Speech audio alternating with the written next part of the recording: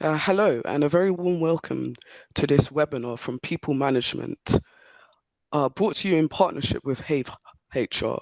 I'm Mahalia Main, a staff writer from People Management, and today we'll be talking about employee voice and its transformational effects on the workplace. To discuss this topic and its implications, I'm joined by three knowledgeable speakers today. Firstly, we have Amanda Jenkins. Amanda, would you like to, just briefly introduce yourself and a little bit about what you do? Yeah, sure. Hi, everyone. My name's Amanda Jenkins. I am currently head of workforce, which is a fancy title for head of HR in Velindre NHS Trust. We are a Welsh NHS organisation, and if anybody saw the Rod Gilbert documentary on a Monday, they'll know that we have a specialist cancer service in Cardiff. And another part of our organisation is our blood and donor transplant services for Wales through the Welsh Blood Service. In that role, I currently look after the HR operational team, so your day-to-day HR team, some workforce planning, the business partnering function, and the people analytics team. So it's quite a variety of different things that I get up to. Thank you, that's great. Secondly, we have Amanda Butterworth. Amanda, would you be able to just briefly introduce yourself and what you do? Sure. I'm Amanda. I work for YMCA Trinity Group. My title is actually Accommodation Director, but we are a small charity, and we support young people with a variety of different needs, and we are based in the east of England. So we support young people through provision of supported housing, through different childcare, youth programs, criminal justice kind of support programs. And because we're a small charity as accommodation director, I also get involved in lots of HR and kind of culture plans within the organisation. So I led on the implementation of our employee voice strategy through working with Hive HR. And so, yeah, we've just had a couple of years of experience of implementing that in the organisation. Thank you. And lastly, we have Patty Crayford. Patty, would you be able to just briefly introduce yourself and what you do? Yeah, lovely. Thank you very much for having us today. My name is Patty, and I'm a lead people scientist at Hive HR. So, what that means is I work with all of our customers across a variety of different industries, a variety of different types of organization, and we support organizations with their employee voice strategy. So, we have a piece of software, which is an amazing platform, very simple and easy to use, which I love. And that helps us to collect data. But within the people science team, we also work with organizations to think about their strategy for employee voice, how they can ask the right kinds of questions. We help them analyze their data and think about those actions going forward. So yeah, that's me. Thank you. Thank you for that. I appreciate that. So before we launch into our discussion today, we have a couple of polls running just below the video screen. So please do take part in these. And I will announce like the key findings as we move through the webinar. The first question is asking, have you ever received a personal or professional concern at work? The second question is, how satisfied have you been with the responses or the response you received when you raised the concern or the concerns? And thirdly, the question is, if you haven't ever raised a concern, how confident are you that your organization will listen and respond accordingly? We'll also be taking a couple of audience questions today, so please post your questions for any of our panelists at any point in the comment box below the video player, and we'll get to as many as we can towards the end of the discussion. If you'd like a particular person to answer your questions, please do include their name, if you wouldn't mind, below. So let's get started. I'll just start with a simple question to all of my speakers today. What does employee voice mean to you? Did you want to start this one, Patty? Sure, yeah, absolutely. So employee voice to me, I think the easiest way to kind of answer this is, for me, a silent workforce is the sign of a disengaged workforce. So if you're not hearing from your people, it suggests one of three things. Either they don't feel safe to speak up, they don't have the mechanism to speak up, or they don't care enough about what is going on in the organization to speak up. And actually, the people that are working within your organization, those frontline staff, are the people that are going to know exactly what is going on in your organization. I like to take a bit of an example here from my days of working in the NHS. Let's say you're working in an emergency department, you're some of the frontline staff in that emergency department, maybe a nurse in that department, and let's say a piece of machinery breaks. So let's say your X-ray machine breaks. As a nurse, you're going to see 100% of the problems that come with that. So you might likely be seeing the backlog of patients. You might likely be seeing patients in pain, sadly. You might be seeing patients' relatives getting a bit irate of having to wait a long time. You might start to notice that the emergency department gets really full, and you can see the differences with all of those people within the environment. You might start to notice the environment gets a little bit unclean because of all of the people that are there, and all the rubbish that maybe gets left. And so you'll be starting to notice a lot of these issues. You might see your team members coming onto shift and thinking, oh my God, this is chaos. This is really scary. You might start to notice doctors not meeting the needs of their patients in time as well. So you see 100% of those problems. Now, the executive team might only see that the waiting times weren't met. They might see that we missed our targets in terms of those waiting times. Now, if we're not hearing from the voices within the organization, we might spend time and money putting in place a fancy system to track why we're not meeting those waiting times. But actually, if we heard from those frontline staff, the people that are going through those situations, we might find some solutions, some innovative ideas that actually will cause patients to have a better experience. Maybe it's that it would have been great to have a volunteer come round and chat to people and give people a cup of tea. It would have been great to have an extra member of the cleaning team there. Maybe it would have been great if we had a porter to move people to different parts of the hospital where a different piece of machinery would be able to be used. So for me, the employee voice is really getting the diversity of thought. It's getting the innovation, the creativity from people, and it's helping move the organization towards its goals. So the NHS of patient satisfaction. So it's all around giving people the confidence to speak up, to share their ideas, to have the accessibility to speak up, giving them a way to speak up, and the opportunity to speak up by actually asking people. Okay, that's great. Thank you for that. Amanda Jenkins, would you also like to answer that question? I think I agree with everything Patty said there, particularly around the employee silence. For me, I think there's lots of academic, kind of studies out there and case studies that we can kind of read up on and look into.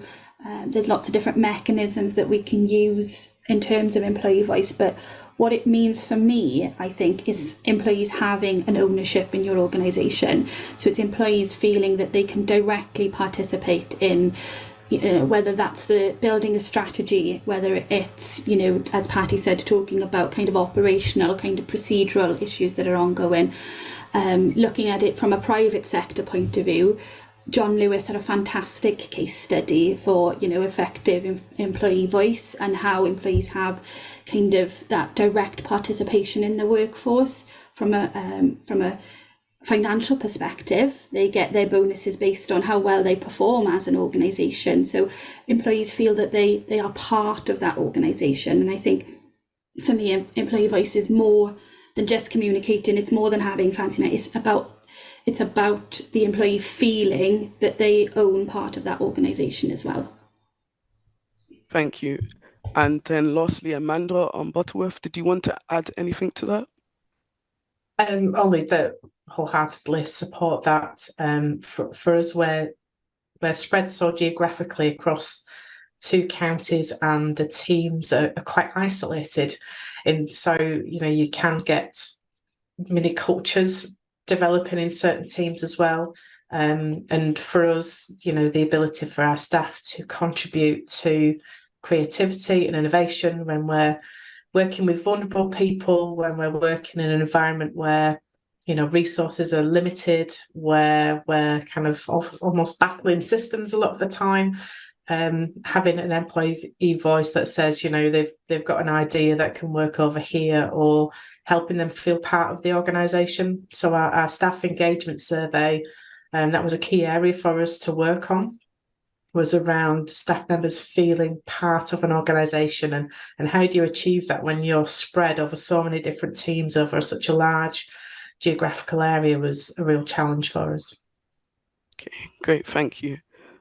Secondly, I just wanted to ask, as we're just discussing at the moment, why is it so important that HR leaders have an employee voice strategy in place, and what are the potential people and business benefits to this? Patty, would you like to lead on this question? Yeah, sure. I think whatever we're doing in work, or even in our personal lives as well, it's really vital to kind of have that clear understanding of what we're trying to achieve. Employees within the organization, they will know if you're doing this as like a tick box exercise. They'll know if it's something that they just think, oh, we have to do this, so we'll pop it in place and we won't kind of put anything around it. They will know. So it's really important to think about, before we even start thinking about employee voice, thinking about what is it that we're trying to achieve with this? What is it that we're trying to get from this? And what are we going to do from this at the end? I know I'm working with a customer at the moment who they sent out a survey 2 years ago, and I met with some of their staff just last week, and the first thing they said was, we did a survey 2 years ago and I've not seen any results from it, so why should I bother giving my voice and my time now? That kind of stays with an organization. So it's really important to have that strategy in place so that everybody in the organization knows, what are we doing with this employee voice? What are we hoping to achieve from it? Why is it important that I give my voice and say things? A lot of the people that we're working with, they're saying our employees are so busy at the moment, even taking 10 minutes out of their days is really difficult. It's a lot of time to take from people. So people will be doing that kind of risk and reward of, shall I take the time to fill in this survey? Or is there no point because it's not going to have anything from it? So we really need to help organizations, or as organizations, think about, why are we doing this? We also need to think about the component parts of it as well. So how can we get people to take part? The kind of joys and also the kind of things that are really hard about working in large organizations is that there are so many individual differences. So how can we ensure that everybody feels comfortable to speak up? How can we ensure that there are a number of different mechanisms to suit each individual difference in speaking up as well? People need to know who are going to take this forward. How are they going to have the opportunity to be involved in it as well? What are they expecting to see? When will they hear from the back of this as well? And what is going to happen from it? Is action going to be taking place? Or are they going to kind of be screaming into the void and not hear anything? You asked as well about what are the benefits of this. If you think back to that example within the NHS of those frontline nurses giving their opinions on what could improve the patient experience, a lot of the research tells us, as well as the kind of common sense around this, is that people who give their voice are more likely to feel engaged. They're more likely to feel effective at their jobs because they're the ones giving the solutions. They're the ones saying, actually, I think this would help things going forward. And what will come off the back of that is that they're more likely to be confident to share their voices in the future as well. And from an organizational perspective, you're going to get all the good ideas, you're going to get all the innovation, you'll be able to adapt to change. It will help people to feel part of that business. As Amanda Jenkins was saying, how can people feel like they're part of this? How can they feel like they're part of the organization? And then we're likely to get satisfied customers. So we're going to retain our customers as well as retaining our employees as well. That's great, thank you. Did Amanda Jenkins, did you want to add anything to this? I think Patty's really kind of answered everything there in terms of kind of the strategy. I think it's fundamental about the why for me, engaging with your workforce, because putting in place an employee voice strategy with the organisation and the workforce haven't been engaged with, it's kind of redundant. You're going completely against the whole principles of what effective employee voice is.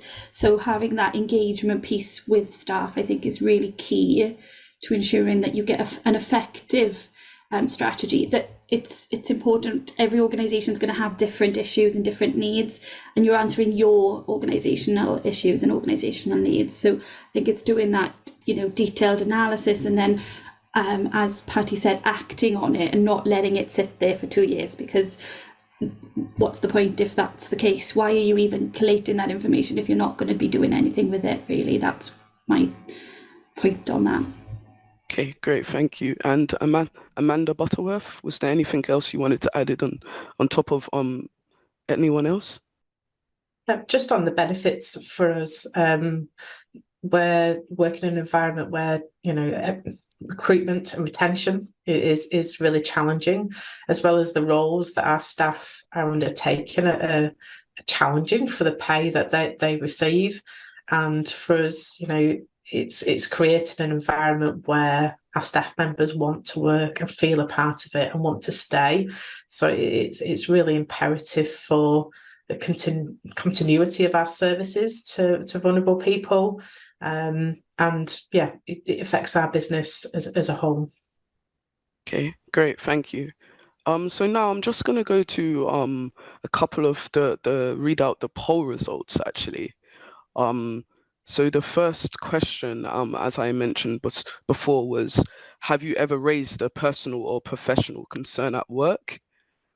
So 55% actually said yes, and 45% said no. So on that, I just wanted to know, is this kind of what you expected? And then I'll go into the second question and the third question results. So on that, was that what you kind of expected? Let's go to Amanda Butterworth first. Yeah, it's quite surprising in some ways that it's so evenly split. So the second poll result question was the second question was, how satisfied have you been with the response you received when you raised a concern? So 14% said very satisfied, 36% said moderately satisfied, 21% said neither satisfied nor dissatisfied, 15% said that they were moderately dissatisfied, and 14% said very dissatisfied.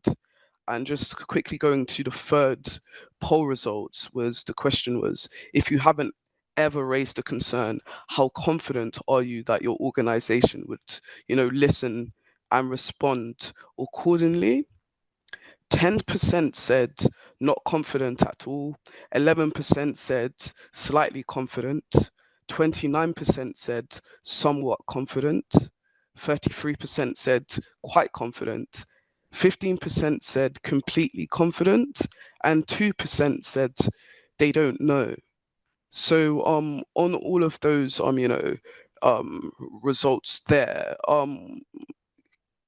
what is this kind of what you expected as well? Let's go to Patty first on this. Yeah, so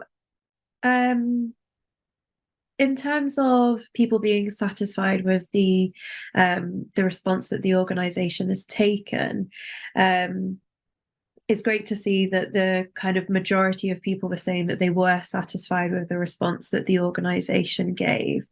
And I think it's a kind of question around, you know, what are kind of people expecting from that, and what can we take going forward? And in terms of people being satisfied that they think that people would be able to support their responses going forward as well, I think it's great to see that we've got quite a lot of people saying that they'd be completely confident that their organisation would be able to take it forward. So there's still definitely some room for improvement around how can organisations hear and respond to that. Okay, thank you. Amanda Jenkins, did you want to add anything to this?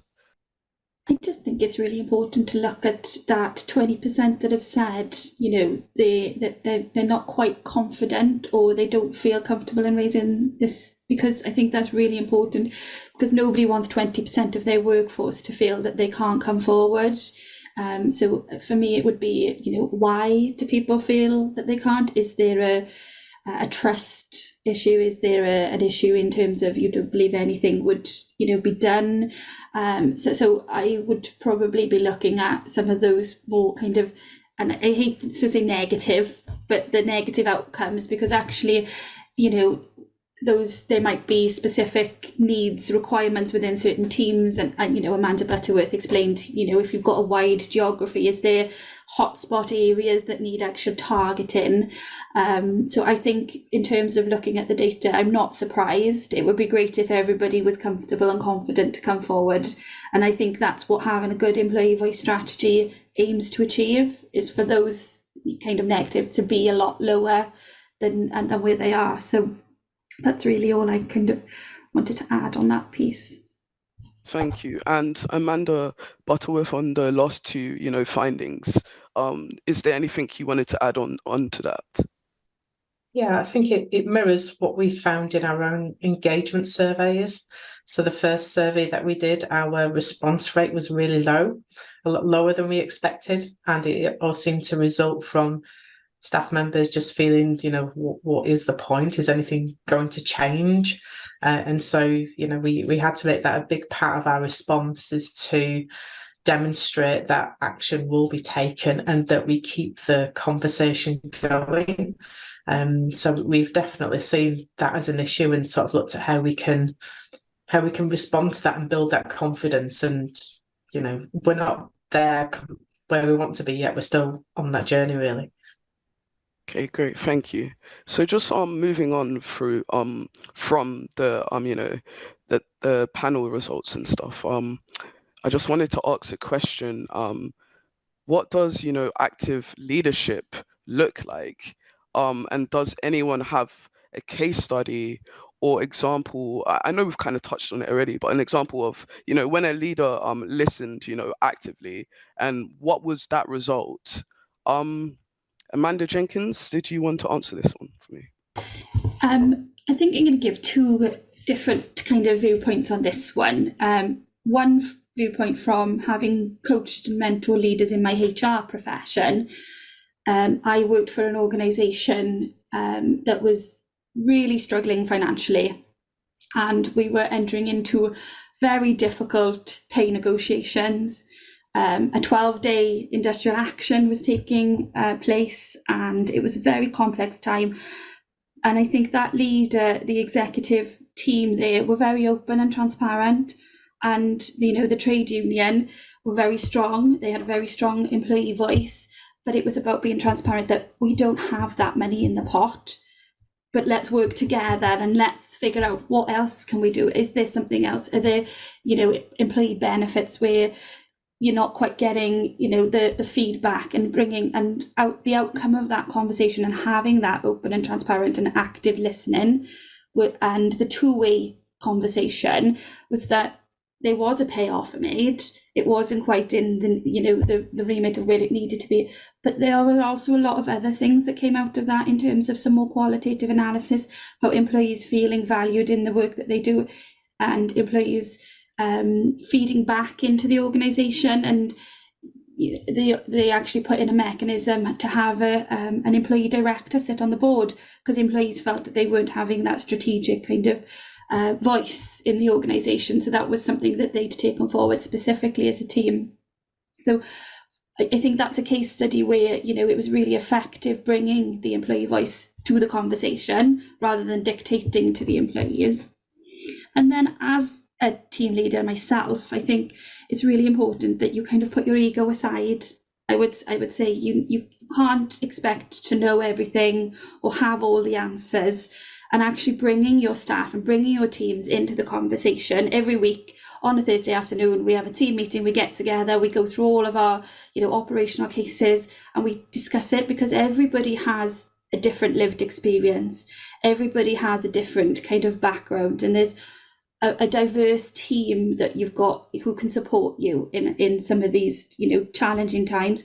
So employee voice really does help you as a leader to effectively take forward what you need to, whether that's, your organisational performance, as Patty said, when you're looking at the NHS, driving down targets and, waiting lists, whether you're in, a private sector organisation where you need to improve your customer base and you want to get more people through the doors.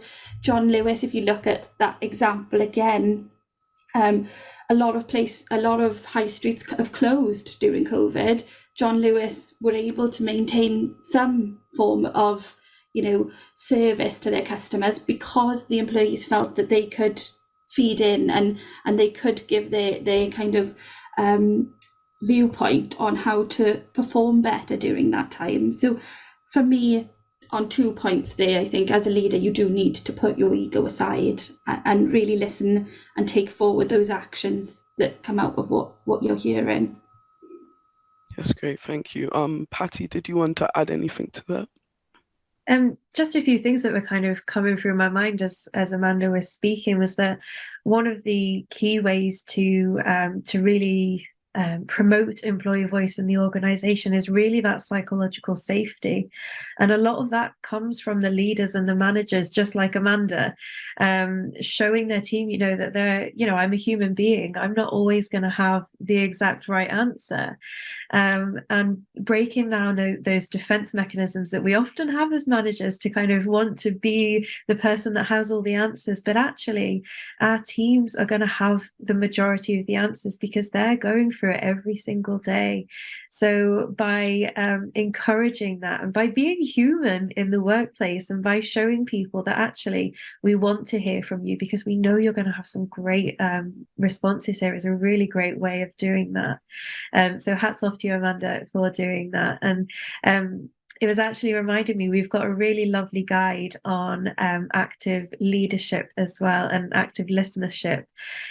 So I'll circulate that at the end of this so that we can share some of those ideas as well.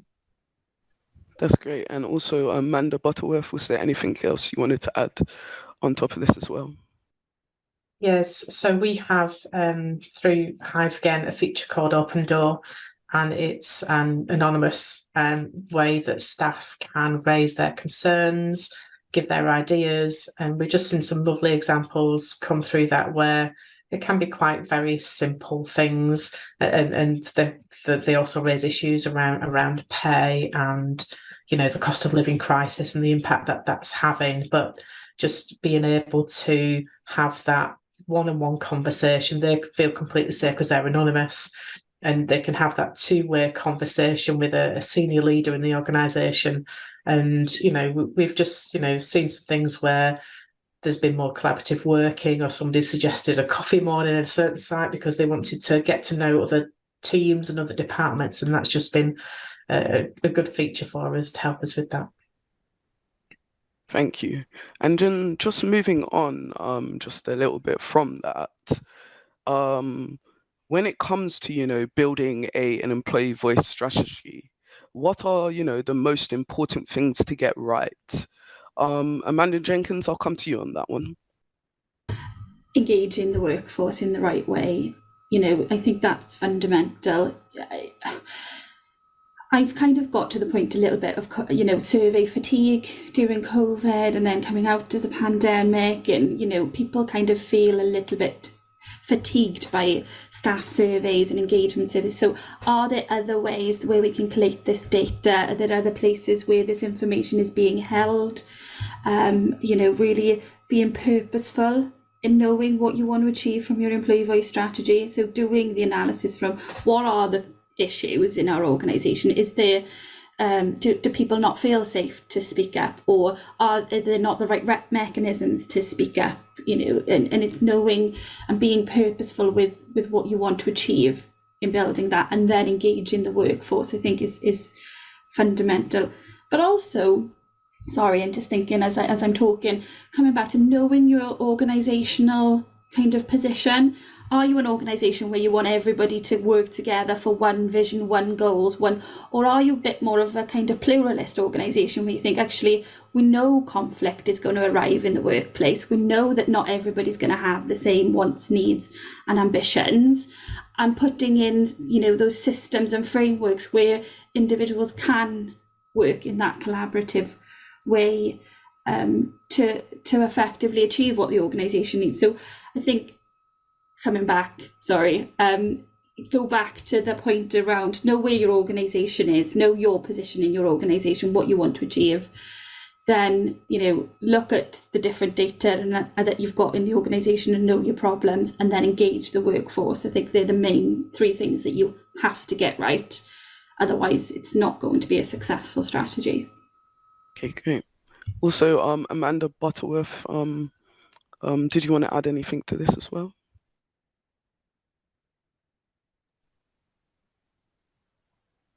Sorry, I'll mute myself. The challenge for us is keeping the momentum going, because when you launch a strategy and you launch a new initiative, and how do you keep the interest in it live, and the buy-in from both the senior leadership team and the staff on the ground. So that's been something that we've noticed, is that 2 years in, we keeping that momentum going is a real priority for us, and working different ways and strategies we can keep it live and interesting and engaging. That's great. And Patty? Yeah, kind of touching on what both Amandas have already said. But for me, it's really about how can we engage every person within the organization. As a psychologist, my background has been to kind of look at all the individual differences that we see. So for me, it's about making sure that strategy is accessible. And as Amanda Jenkins was saying, we've been through a lot of times where we've been doing a lot of surveys, but also surveys aren't always the answer for everybody in the organization. So how can we ensure that we're making it accessible for everybody to be able to speak up in a way that works for them? So for some people, that might be surveys because they prefer to do it from a more confidential perspective, where they've got the time to think about what they want to say. Other people enjoy going to forums or being part of meetings. Other people enjoy being part of collaborative groups. So trying to understand what is going to work for every individual within your organization, but also making it accessible for lots of different levels within the organization as well. So whenever we're supporting customers with their employee voice strategy, we help them think about the project group. So who is going to take this forward, and we'll help them with kind of implementing the strategy. We think about things from a leadership point of view. So how are we going to get the leaders aligned with the vision of what we're trying to do with the strategy? And then we also think about the employees. What do employees think about this as well? So we use all of that data from all of those different areas to come together to produce our strategy, so that when we're kind of taking things from everybody in the organization, we're making it accessible to everybody, and we're hearing from everybody to drive that strategy going forward as well. Okay, that's great. Thank you. And for those who are new, those watching who are new to employee voice, how can they go about getting senior leadership buy-in? Yeah. So Amanda Butterworth, would you like to lead on this? Yeah, sure. So the the key for us was around accountability and responsibility. It's easy to see sometimes as a HR function. And something that HR should be collating information on. HR should be responding to what that information is telling them. And actually, as a small charity, we're able to do this. So I appreciate it might be different for other organisations, but for our senior leaders, we were able to build a common understanding that employee voice strategy was something that we're all responsible for, and we're all really key in delivering across the organisation. So that was one of the key areas we worked on. And in implementing the strategy, it was a senior leadership team responsibility to do it. It wasn't a HR function. So they were involved in, how do we want to gather information? How do we respond to it? So when we had some of our first engagement surveys back, we had some time with the senior leaders trying to understand, what is it telling us about the culture of our organisation, where there are hotspots in different teams and locations. And, the senior leader would be on that meeting with it, but that's my team over there. And so it really was, coming together as a group to do it. We also had our chief executive do videos for staff on employee voice, on the results of the surveys, on the actions that we were going to take as well, to try and just build that confidence that actions will be taken as a result of the survey. And then with our frontline managers, we gave them a structured kind of team meeting session for them to hold with their teams. That was, it had all the material. They just had to facilitate the discussion and collate the feedback and send that to us. So yeah, we kind of worked on all those levels. And like I mentioned earlier, the challenge we now have is keeping that momentum going. And by, for all of our senior leadership team meetings, we have it as a standard agenda item. We're reviewing, what are we doing within our action plan? What's our progress been? What are we seeing coming through our anonymous open door kind of channel in terms of concerns and ideas, and just keeping it live? That's kind of where we're at the moment. Thanks. Patty? I think, Amanda, there you've given some fantastic examples. And when I was reading your employee report, this was one of the reasons that I really wanted to work with Amanda on this webinar, because they've done so much great stuff in terms of this. And I think the key thing that comes out of this is the accountability and the responsibility. And I think, Amanda, you've done such a good job of this within YMCA Trinity, is to make sure that senior leaders feel like they have that kind of, right, this is my area, this is the area that I want to work with my team. I want to know what's going on for my team, and how can I take that forward with them? So I think that accountability, that responsibility is so important. And also just taking the time to get everybody on the same page. A lot of time when we start working with customers, we will do kind of strategy sessions with them. And when people kind of first come to the session, we'll do a survey. So we'll try and understand, where do people perceive they are in terms of culture within the organization? And a lot of the time, the results are here, there, everywhere. People are all on different pages as to where they are, but actually taking the time to come together and just say, what do we want to achieve? What do we want the future of the organization to look for?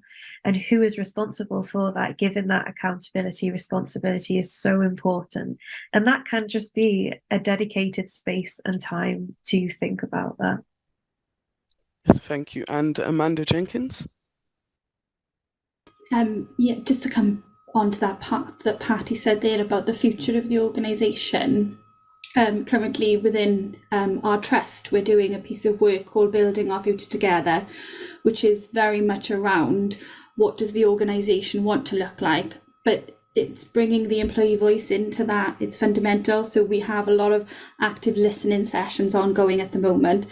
There's, the NHS staff survey is currently out for some of more of that kind of qualitative data, but equally we've done some great sessions with patients, donors and staff in forums, in smaller groups, where you can really get a feel for what is it that people want in the future of your organisation. So employee voice is fundamental as well for driving forward in a really difficult kind of employment landscape that we're all in at the moment. How do we continue and how do we be sustainable as an organisation going forward? So I think it's really key as well to look at that future kind of proofing your organisation with employee voice. That's great, thank you. And then just moving on a little bit further. So what's the best way for HR to communicate in mass with their employees to ascertain everyone's concerns and queries? Are there any usability or accessibility considerations they should be aware of? Amanda Butterworth? Yeah, so communication across our group is a challenge in terms of corporate communication, just because of how we're spread. So we have gone to online solutions like Hive HR to provide that platform where staff can raise their concerns. But we didn't just stop there. We decided to do some kind of online and in person kind of meet the senior leaders sessions. So we have staff working, nights, weekends, days. So we've done it at different times of the day, different locations, just to give staff members the opportunity to ask the chief executive that burning question you've wanted to ask, or raise, my team are really concerned about this, and what can you do about it? And because we're a small executive team, and we can't always be at all our locations all of the time, but in the survey they were saying they definitely want more visibility, more chances to meet with us. So that's kind of how we're trying to do that. In terms of accessibility and usability, we do have staff members that are not so confident with IT, that don't use IT as part of their day-to-day work.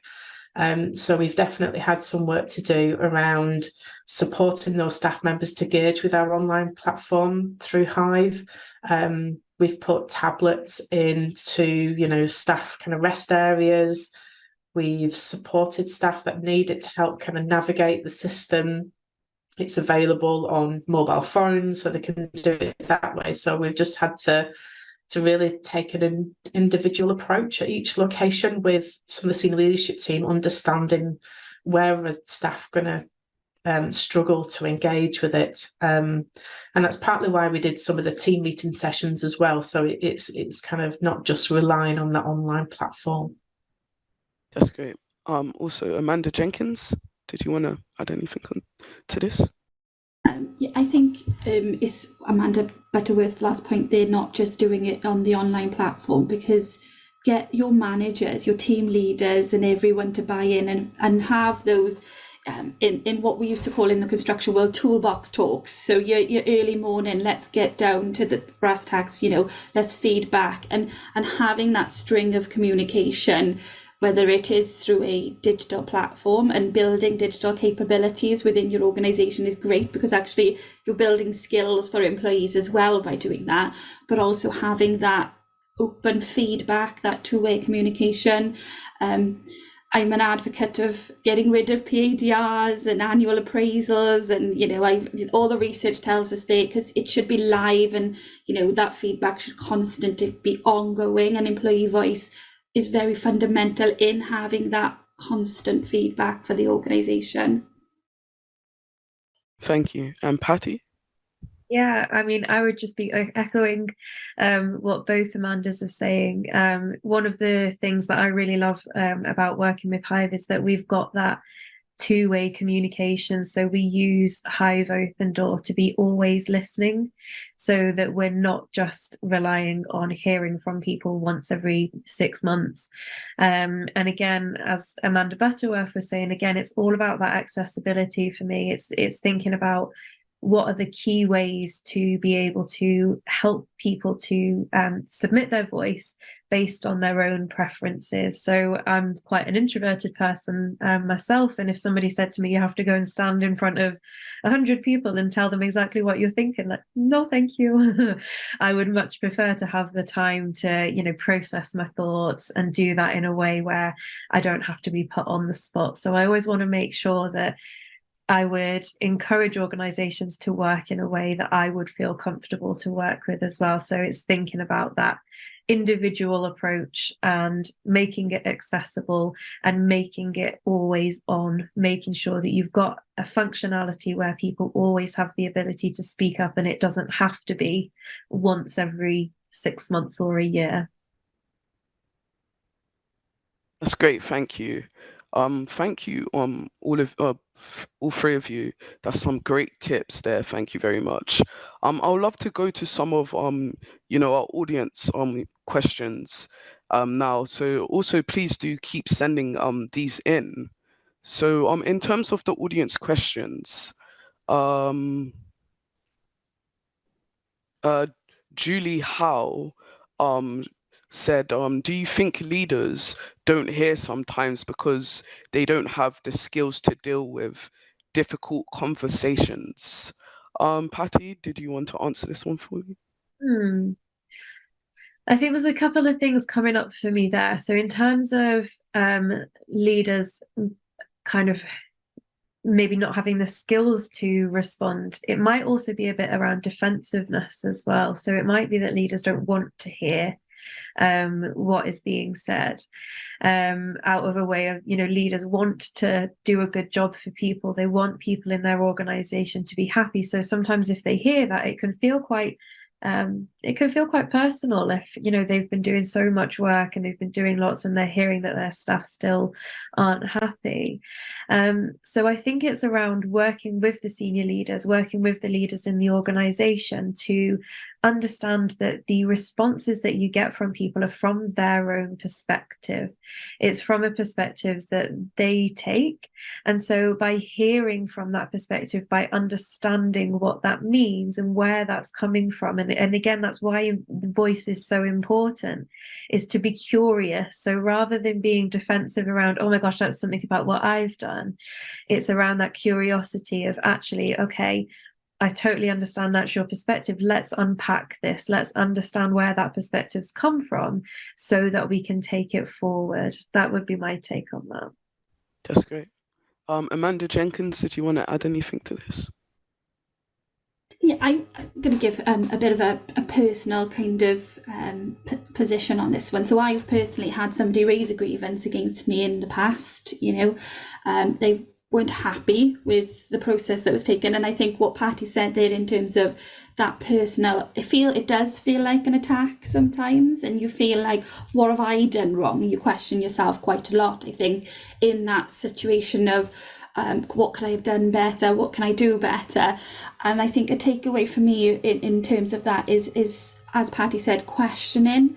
Actually, was there anything that I could have done better? Was there a way that I could have dealt with this in a different way? And using it in a way that it's developing yourself as a person, developing yourself as a leader, and trusting in your processes and, you know, your systems, and have trust that this will show, you know, in the specific situation, it was just a complete misunderstanding between both parties. Sat down, had a cup of tea, and it was all resolved. You know, it's something that I think you just need to accept, that people are going to have different opinions, and actually those different opinions and different values and different, you know, ways of looking at the world, when they're brought together, give us a better outcome as an organization. So from a leadership perspective, I think what Patty said there is really important, and I think you do need to accept that sometimes people are not going to be happy with you, and you want to know why, and keep that kind of critical analysis going of yourself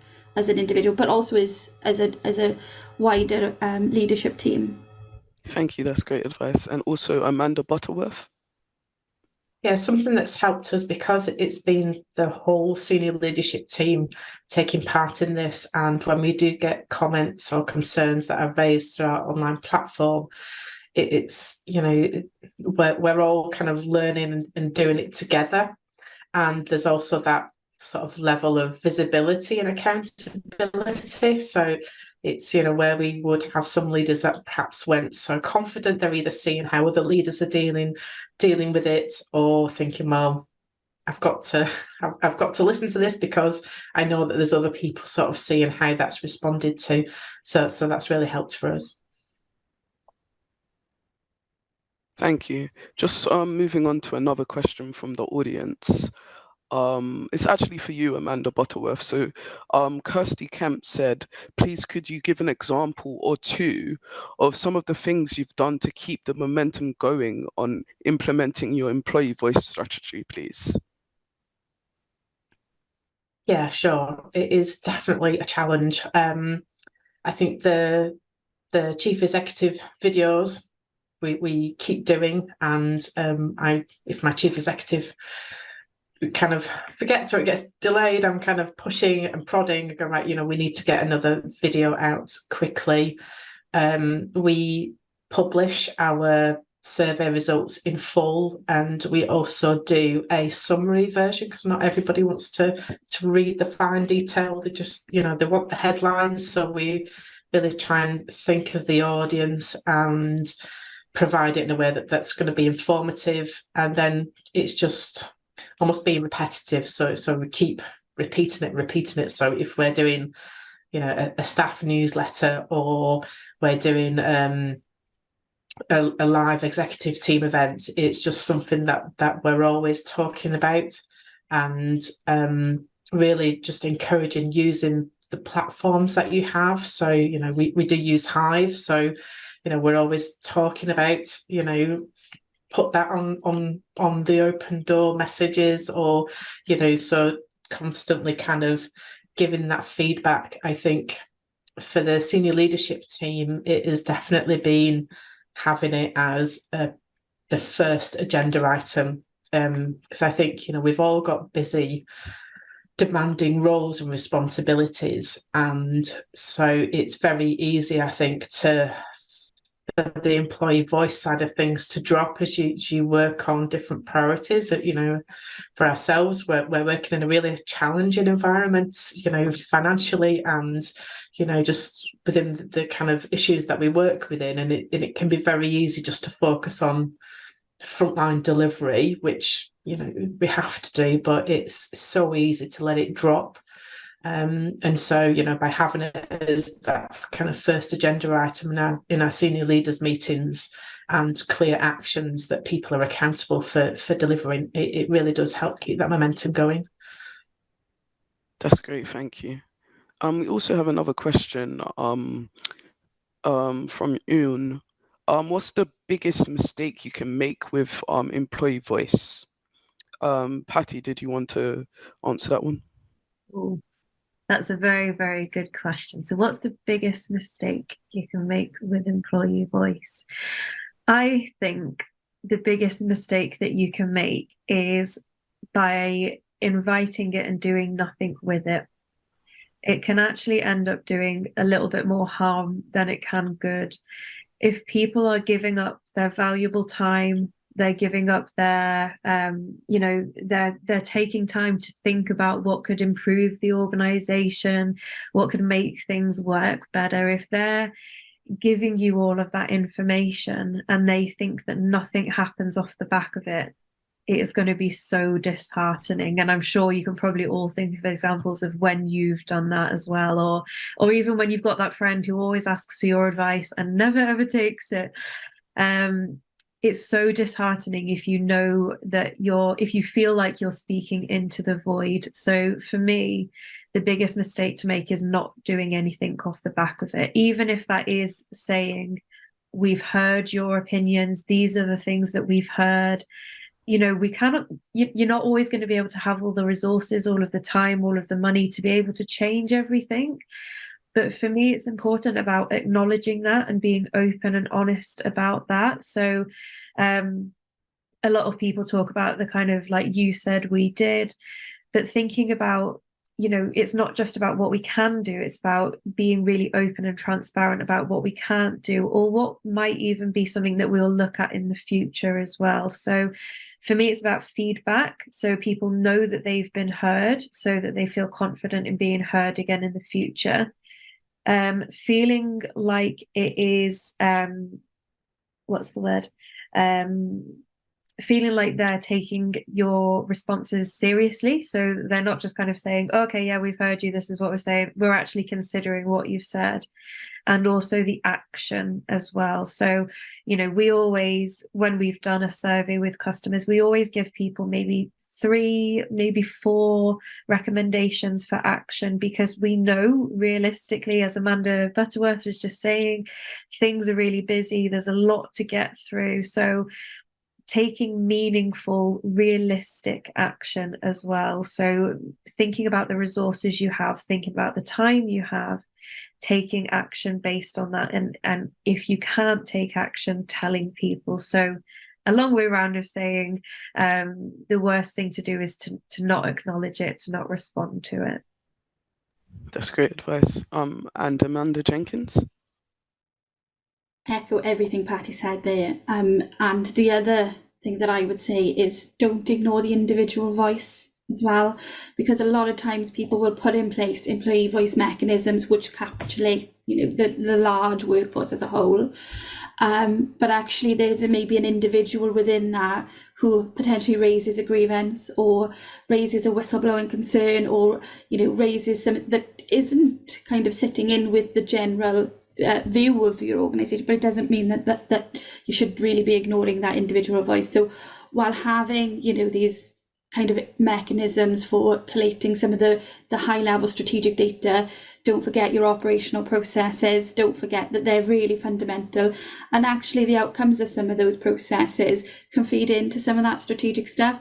So if you sit down and look at, we've had X amount of grievances that are all in relation to Y, is that something that we need to listen to here? So it might not come out of your engagement surveys and your forums, but there are other places in your organization where you are going to be getting some of that really key data that can help to change the way that you go forward. That's great. And Amanda Butterworth? Yeah, just I think what Patty said around not responding at all. I think for some organisations in the current environment we're working in, it's a bit of crisis management is happening, and how you still keep a focus and a resource going into employee voice and responding to it is really key. And I think the other thing is not focusing on accountability. So when we have as part of our employee staff members coming to us, raising problems or issues, we've had to make sure we're being really conscious in saying, they're not just passing the buck to, the kind of, whether it's HR or the executive team, that actually that they're going to be part of the solution. So if they've got an idea, it's like, well, great, run with that, go and do it rather than expecting somebody else to do it.